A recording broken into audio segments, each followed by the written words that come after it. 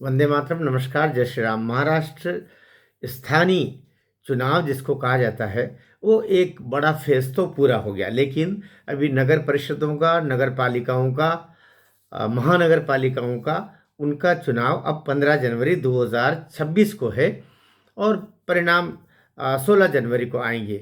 बात इसकी कि सबके अपने अपने समीकरण बन रहे हैं।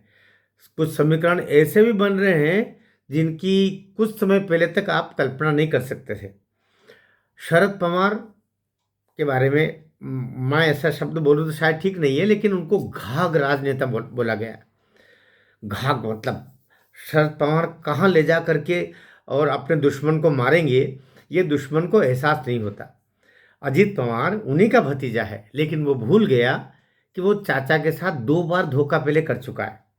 और कोई भी भला मानुस एक बार धोखा, वैसे कहावत यह है कि एक बार कोई धोखा दे तो धिक्कारे धोखा देने वाले पर, और दूसरी बार भी अगर वही धोखा वापस दे दे तो धिक्कारे धोखा खाने वाले पर। तो शरद पवार 2 बार धोखा खा चुके हैं अजीत पवार से। अजीत पवार पूरी पार्टी एनसीपी लेकर के चले गए, जिस तरीके से उधर एकनाथ शिंदे पूरी पार्टी शिवसेना लेके चले गए, लेकिन शिवसेना का मामला अलग था। वहाँ पर जो उद्धव ठाकरे और पूरा आदित्य ठाकरे, इन लोगों ने जो पापाचार मचाया था, एक आपराधिक, एक अमानुषिक और घृणास्पद वातावरण राजनीति में पैदा कर दिया था। हत्याओं का, दुराचारों का, ड्रग का।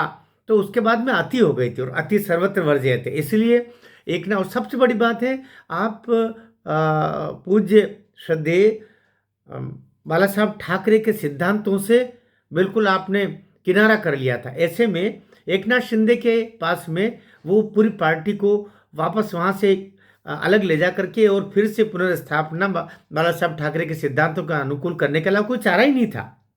लेकिन यह मामला अलग है। शरद पवार ने ऐसा कुछ नहीं किया था, लेकिन वो अपनी लड़की को आगे कर रहे थे।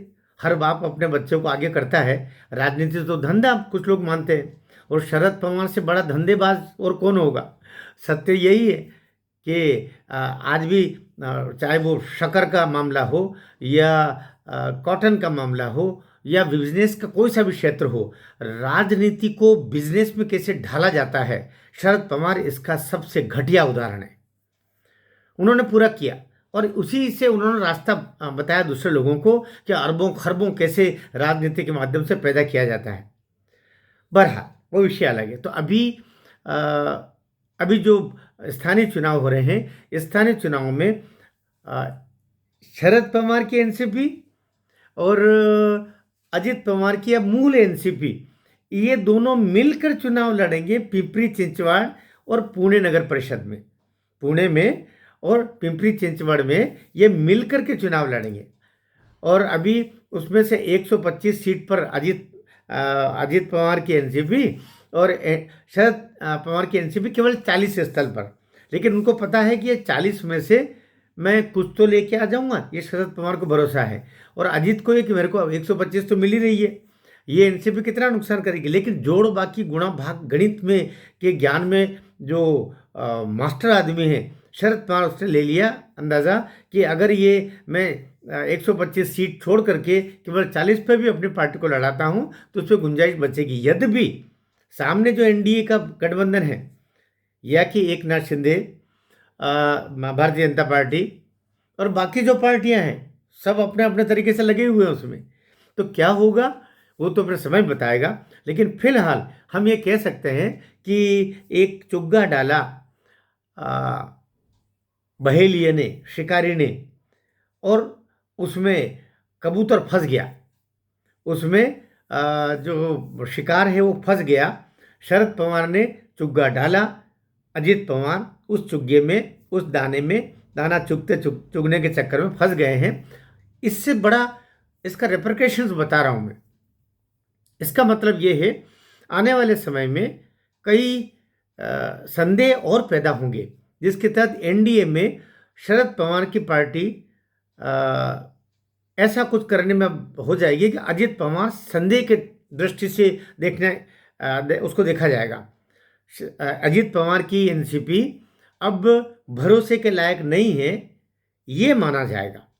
और प्रकारांतर से आने वाले समय में हो सकता है कि बीजेपी और एक नाथ शिंदे दोनों ही रह जाए, और इसकी जो एनसीपी है अजित पवार की, का पूरा, यद्यपि 30-32 सीटें हैं उसके पास में, लेकिन इनकी रवानगी भी हो सकती है या ये खुद ही बाहर चला जाएगा।